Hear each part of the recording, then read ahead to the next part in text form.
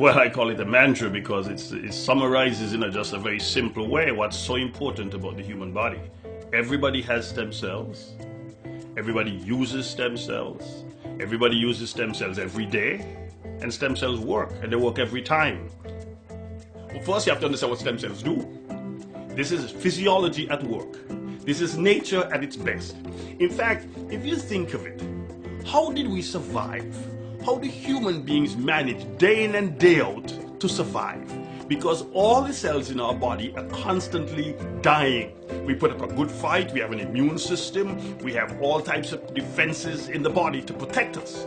But eventually, the cells die. So we have to literally restore, rebuild, replace, replenish those cells. And so the repair mechanism must of necessity be there. It's like having a war where soldiers are dying on the front.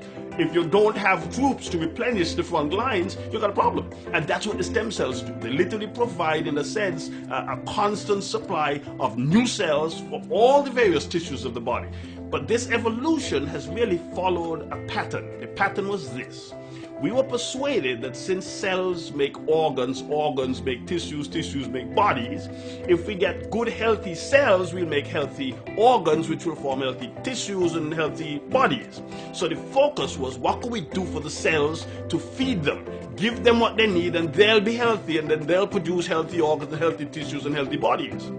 What we didn't stop to think about was this, and this is really evolution, that now we've come to realize that, look, you could keep feeding the troops, supplying the troops, arming the troops, equipping the troops, providing for the troops, but they'll die.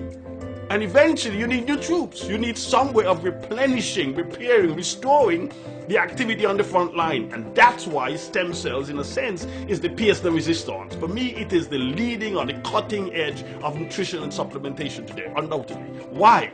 Stem cells are held in the bone marrow. If you think of it, you could consider the cells to be held by adhesive in the bone marrow.